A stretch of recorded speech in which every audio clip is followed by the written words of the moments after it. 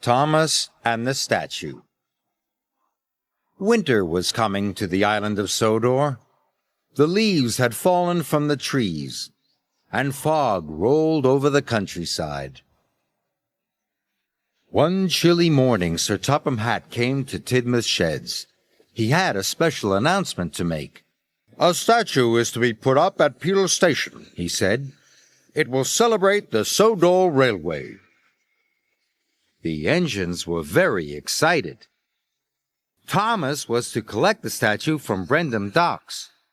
"I wonder what it will be," peeped Percy. "As soon as I find out," puffed Thomas, "I'll come back and tell you." And he steamed away. But when Thomas arrived at the docks, Cranky was still unloading the statue. "Hurry up, Cranky," said Thomas. "I want to be the first to see it." Cranky didn't like being rushed. "Why are you so excited to see the statue? You think it's going to be of you?" he scoffed. Thomas didn't say anything. He was too busy watching the workmen open the crate. The statue was covered by a large waterproof sheet. It had a very familiar look. There was a tall funnel shape at the front, and then a wide shape at the back. The shape was just like Thomas's shape. Suddenly, Thomas was very excited. "Perhaps," he whistled, "it really could be of me." "All those engines think they are more important than anything else on the island," Cranky thought crankily. That night, Thomas couldn't wait to tell the other engines about his statue. But when he arrived at the sheds, all the engines were asleep. Thomas was too excited to sleep. He peeped his whistle to wake Percy up. "Percy, Percy, I think the statue is of me," boasted Thomas.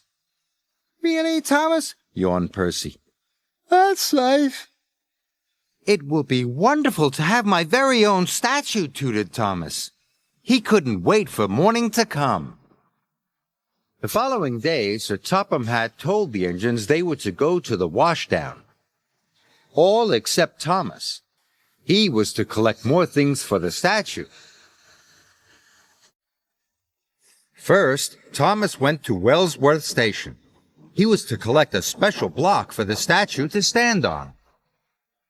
"Are you looking forward to seeing my statue?" he called to Edward. "It might not be your statue," huffed Edward. But Thomas wasn't listening. Thomas arrived at Maithwaite Station.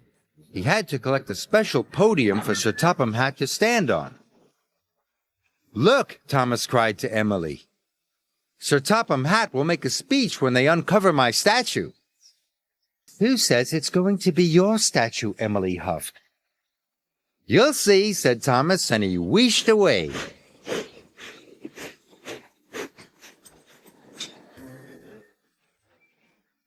Percy arrived as Thomas's trucks were being unloaded. Thomas started to talk to Percy about his statue again. "Please stop talking about the statue," peeped Percy. Thomas was surprised. "No one wants to hear about it anymore. No one wants to talk to you anymore," Percy added crossly. "And neither do I." Thomas was left all alone. No one was talking to him. Thomas felt very sad. Thomas steamed toward Tidmouth Sheds. It had started to snow heavily, but Thomas kept going as fast as he could. He had to try to put things right with his friends. But when he arrived at Tidmouth, Sir Topham Hatt was there. He looked worried. "The tracks to Peel Station are blocked. None of you will be able to get to the ceremony," he said sternly.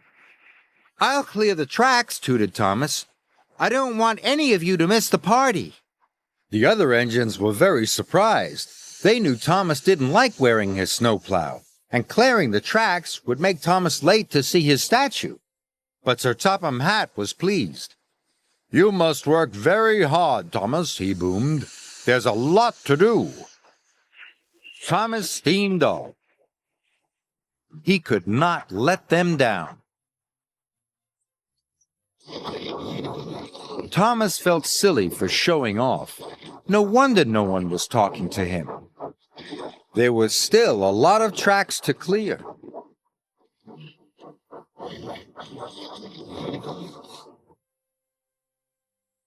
Thanks to Thomas, everyone was able to get to Peel Station. They gathered nearby. The statue was covered in snow, but the sun had started to shine, and the snow began to melt. Sir Topham Hatt told everyone how proud he was of all his engines. But the engines were still thinking about Thomas, and they were still cross. Just then, there was a loud slooshing noise.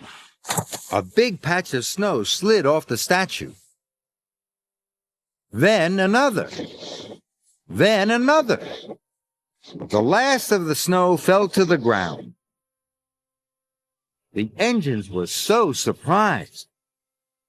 "That's not Thomas," gasped Gordon.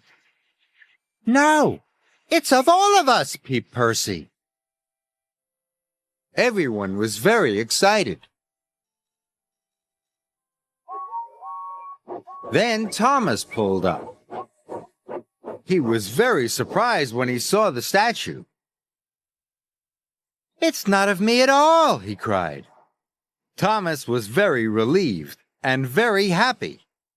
"I'm very sorry that I made you all so cross," he puffed. "I think this statue of us all is the best statue that could ever be." And all the engines agreed.